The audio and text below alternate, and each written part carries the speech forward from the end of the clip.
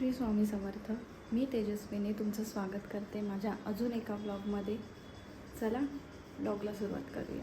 नाश्त्याची तयारी करायची आहे. आज म्हटलं कोबीचे पराठेच करावे नाश्त्याला. खूप दिवस झाले केले नाही. त्याआधी जरा झाडांना पाणी देऊन घेते पहिले.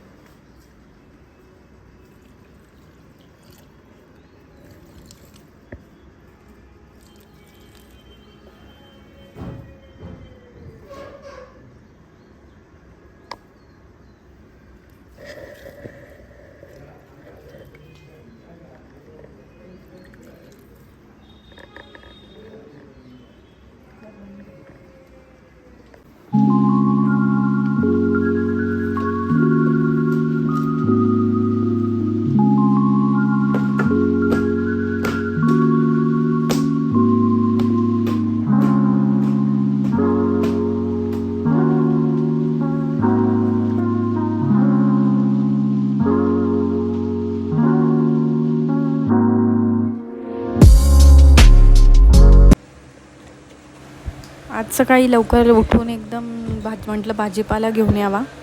मग खाली जाऊन जरा बाजारात भाजीपाला घेतला. बटाटे घेतले, टोमॅटो घेतले आणि गवार घेतली. जरा गवार पण गावठी नाहीच भेटली. तर ते एकदम मोठी मोठी असते ना तशी गवार भेटलेली. आता बारीक गवार नाही भेटत बाजारात जरा.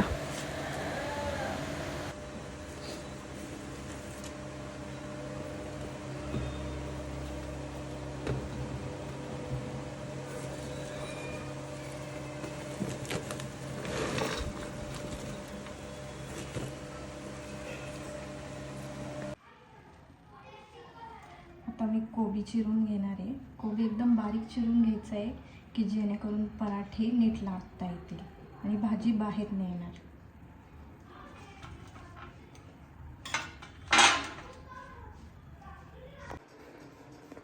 कोबी बारीक चिरून घेतलाय मी.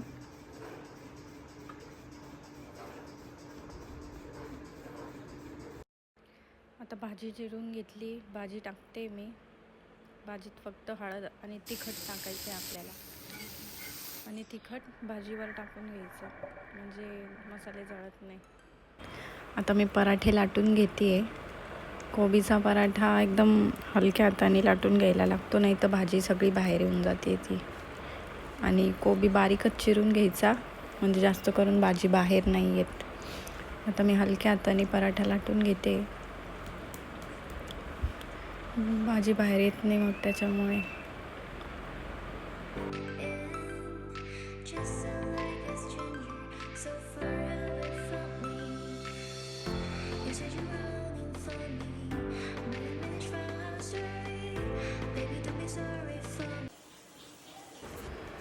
पराठे तर बनवून झाले होते. आता नाश्ता झाला की बाहेर जायचं होतं जरा. मला माठ घ्यायचं होतं उन्हाळ्यासाठी, कारण खूपच गरम पाणी वाटायला लागले आता आणि फ्रीजमधलं सारखं पाणी नाही पिऊ शकत. मग आता म्हटलं पहिले माठ घ्यायला जाऊ.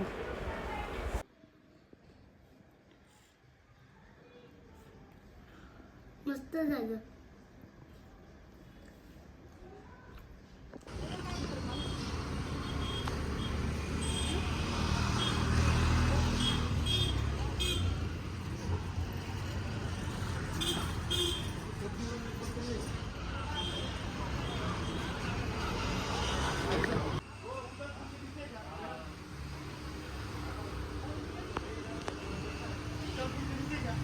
हा असा घ्यायचा का रेड साधा? आईचा असाच आहे, खूप गार पाणी होतं. बाळाला एक गंदा घे.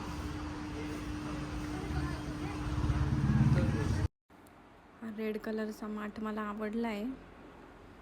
हाच घेऊन टाकू मला वाटतंय, कारण की ते प्रिंटेड माठ नंतर चांगले नाही दिसत. आणि ही धूपदाणी पण घेतली मी.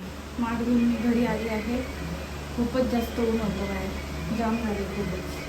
मी माठ घेतला हा आणि ही धूपदाणी घेतली मातीची, मस्त अशी छान भेटली.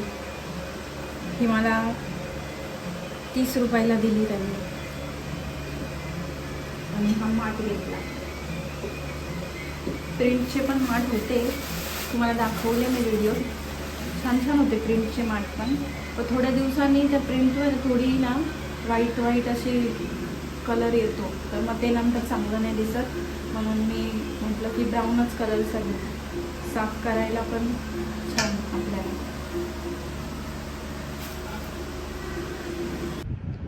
दुपारचे 5 वाजले आहे आणि मी चालले आहे बाहेर चक्कर मारायला.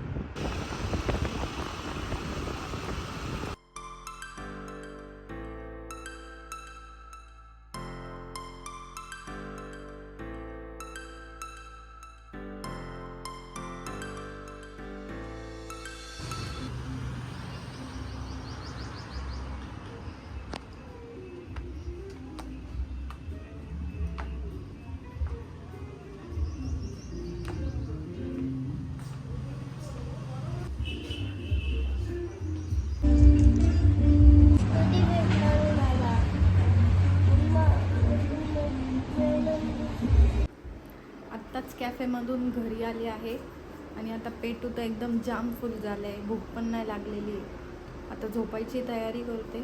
बाळाचं स्कूल आहे उद्या सकाळी, लवकर झोपला नाही का मग त्याला जागणे आहेत सकाळी. तर भेटूया आपण उद्याच्या ब्लॉगमध्ये. तोपर्यंत बाय.